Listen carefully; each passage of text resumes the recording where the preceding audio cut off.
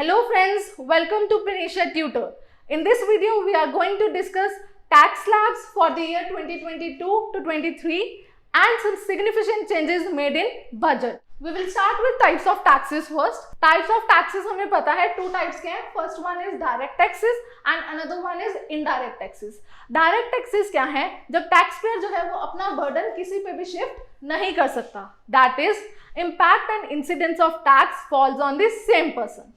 और indirect tax क्या है? जब टैक्स पेयर अपना बर्डन शिफ्ट कर सकता है. So means incidence and impact does not fall on the same person. कुछ डायरेक्ट टैक्सेस हैं, income tax, capital gains tax, securities transaction tax, perquisite tax and corporate tax. और कुछ indirect taxes हैं, sales tax, service tax, custom duty, excise duty and value added tax. और अब इन सब indirect taxes को मिला के एक टैक्स बन गया है, that is GST, goods and services tax. और यही हमारे पास नेशन वाइड लगता है. अब हम बात करेंगे कि गवर्नमेंट कहाँ से टैक्स जो है वो कलेक्ट करती है. तो सबसे बड़ी कॉन्ट्रीब्यूशन है 35% बोरोइंग्स एंड अदर लाइबिलिटीज से.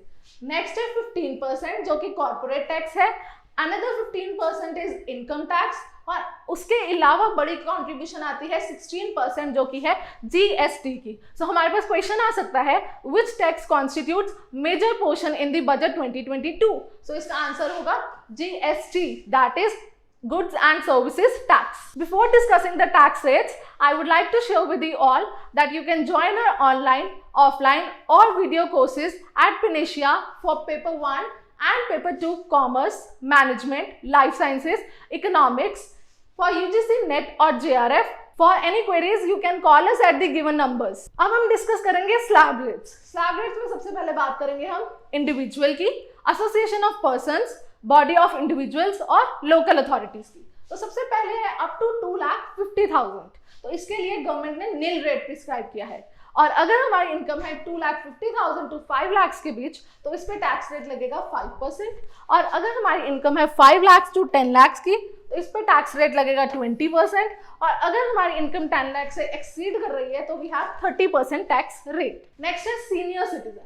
सीनियर सिटीजन कोई भी रेजिडेंट इंडिविजुअल जिसकी एज या तो 60 इयर्स है या उससे ज्यादा है but not more than 80 years, पर 80 इयर्स से ज्यादा नहीं है, उसे कहेंगे सीनियर सिटीजन. तो इनके लिए जो स्लैब्स हैं, फर्स्ट है up to ₹3 lakh, that is nil rate.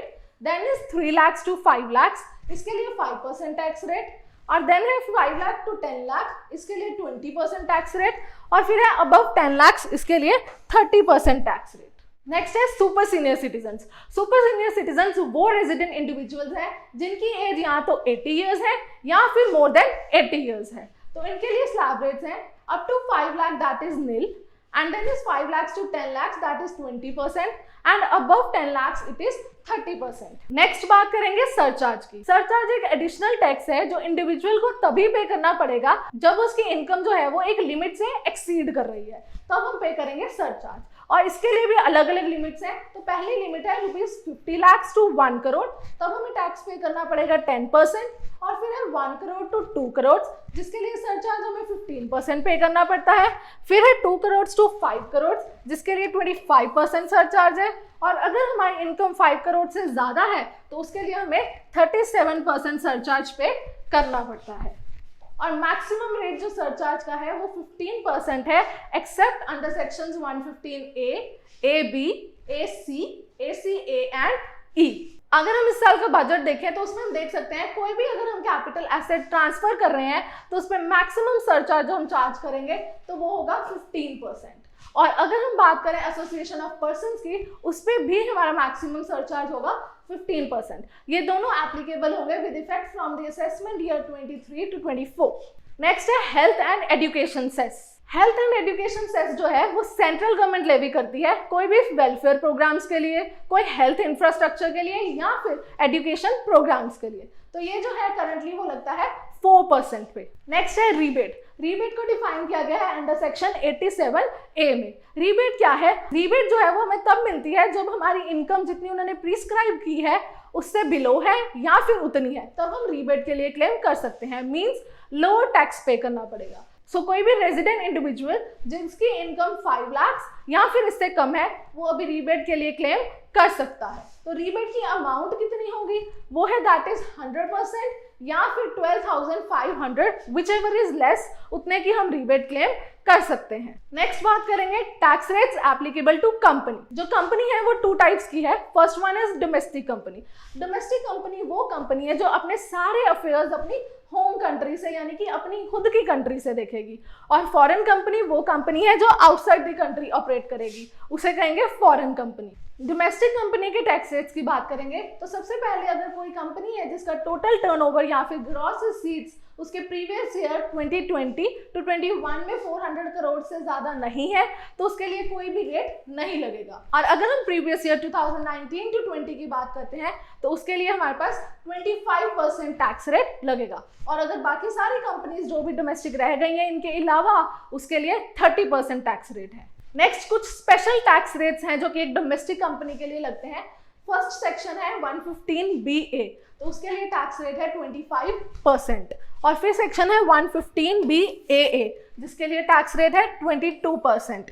और लास्ट सेक्शन है 115BAB और इसके लिए टैक्स रेट है 15%। ये सब स्पेशल टैक्स रेट्स हैं जो कि कंपनी को ऑप्शन देते हैं उसको लोअर टैक्स पे करना पड़े। नेक्स्ट है फॉरेन कंपनी। फॉरेन कंपनी क्या है, जो अपने सारे affairs outside the country manage कर रही है। तो अगर बात करें royalty receive from the government company की तो उसके लिए टैक्स रेट है 50%।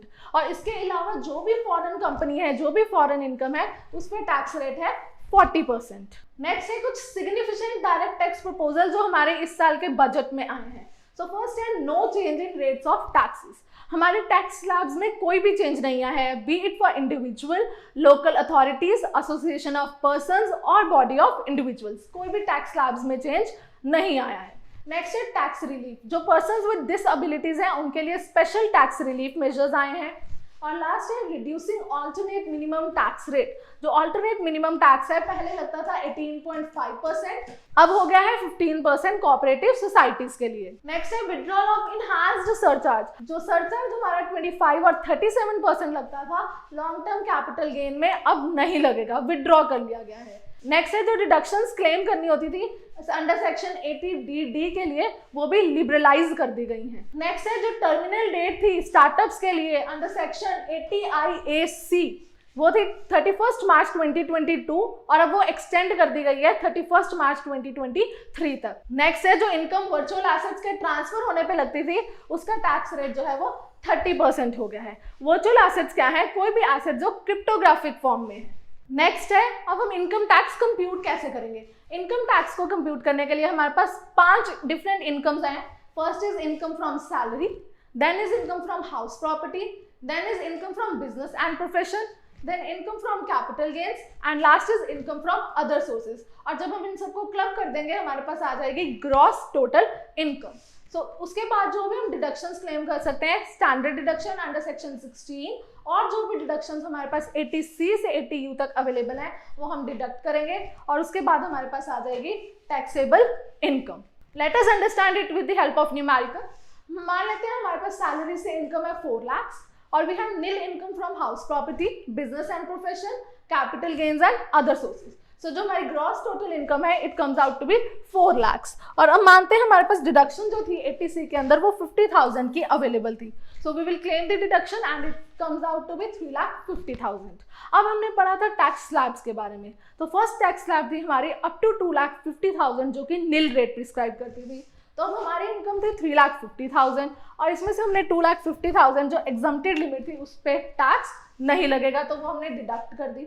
हमारा बैलेंस आ गया 1 लाख। अब ये 1 लाख जो है वो नेक्स्ट स्लैब में फॉल करेगा, दैट इज 2,50,000 टू 5 लाख। तो इस पे हमारा टैक्स आया 5,000। और अब हमारे पास है रिबेट जो कि हम क्लेम कर सकते हैं अंडर सेक्शन 87A। इसके लिए हमने पढ़ा था कि हम रिबेट ले सकते हैं। सो रिबेट हमने ले ली अंडर सेक्शन 87A के लिए, दैट इज 5,000। जो से भी लेस होती है हमने वो लेनी होती है, तो इधर 5,000 लेस थी तो इसलिए वी विल गो फॉर 5,000 और हमारी जो टैक्सेबल इनकम है वो नील आ गई। Thank you so much for watching. Have a nice time.